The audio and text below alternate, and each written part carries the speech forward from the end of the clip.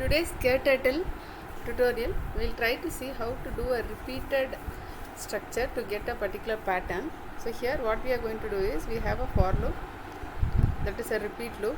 So repeat 4 times, we have a shape, and then again repeat 4 times. So this will create one set of shapes like this: 4, 2, 3 and 4. 4 set of shapes we are moving, and we will see what is the shape.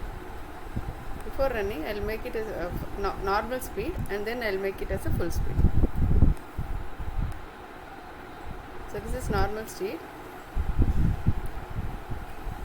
Now I will make it as a full speed. For one I will show how it works, then we will make it a full speed. So this will create a circle like this. We will get 3 more circles. I am making a full speed.